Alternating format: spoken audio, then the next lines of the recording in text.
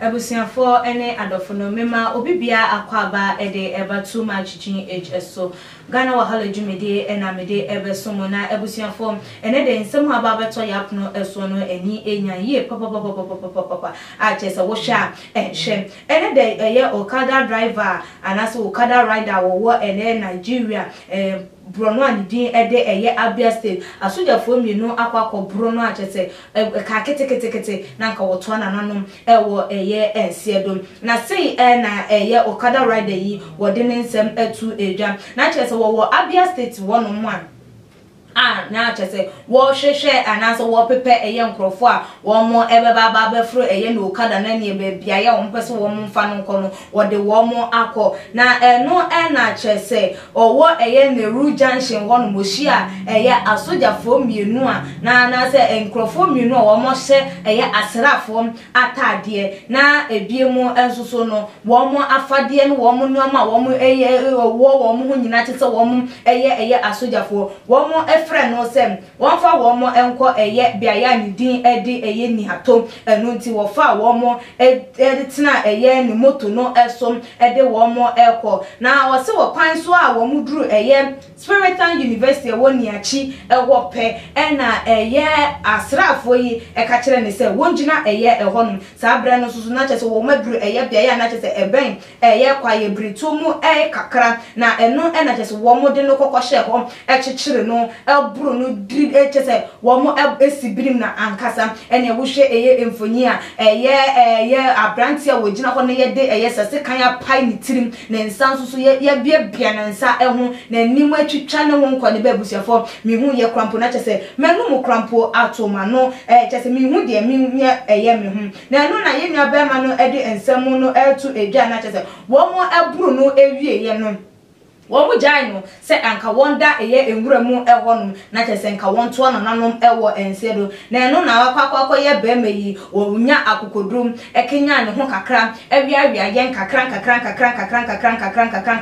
ene chese wode kokọ pie mu ewo eye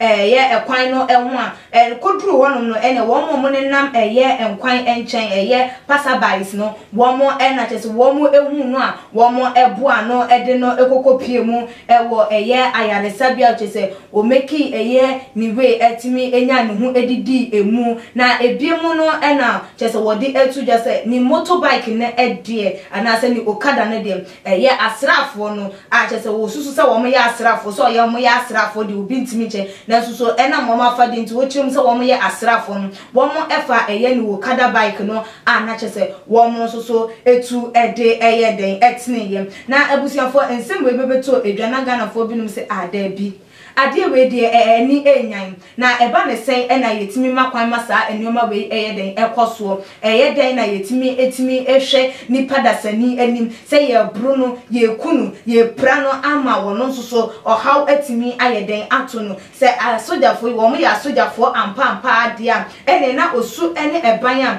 wo mo edan no ede no enye no kwan so a eno no entwa yie krokra na ebi me ka asema ye ntia so mo nsoso adane no politics chire mu a ya mampanya wote akonya so his excellence na dankwa Akufo-Addo na aheda bon krofo pa se wo mo enko ya mama so wo mo atese wo mo support ya Mahama na minim se na Ghana ye to aba Nigeria fo ebebetu bidia wo bi entimi nche na so Ghana fo bi no madwe nche na wo mo di tu ja se mampanyi na achana se edo ye akonya kese ye asese MPP fo na edi ye wo maye so wo mo na aheda ahye enkrofo so wo mo mbro ye Okada fo se de beya wo mo adwumadi anase wo mo botaye so wo mo betaye John Dramani Mahama echi no ebetimi aye ekwana so se de nokure bia etie no ebusiafo eno de mitimi emfa enchirem se nokure anase enye nokure so Ghana fo binum adwenchira wo mo ede ebaye eno no na ye free one man na ye bo ede eraye nkasa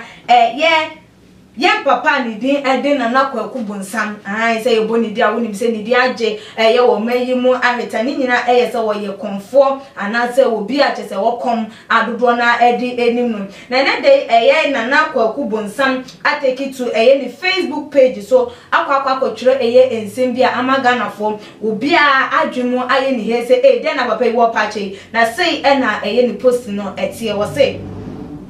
should I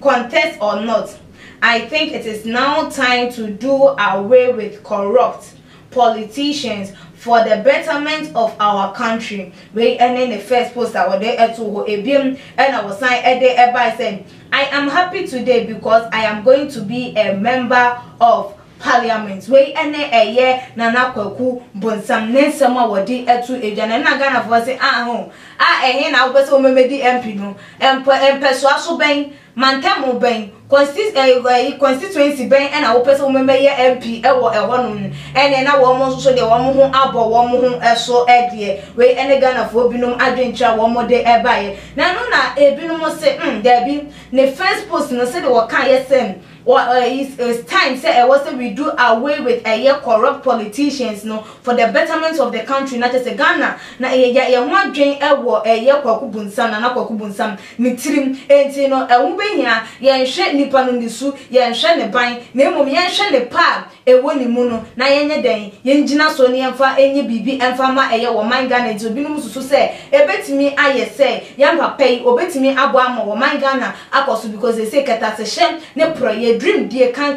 no adolso enti se waye na adwensem obetimi aboa akode a ene na ehu ebehia pan se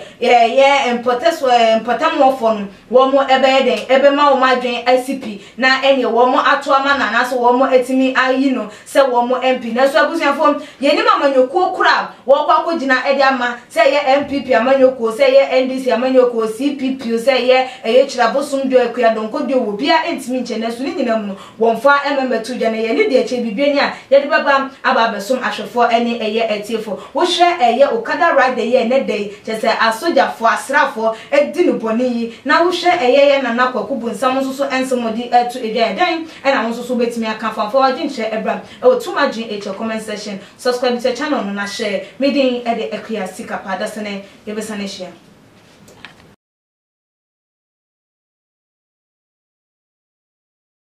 Too much GH. Shout out to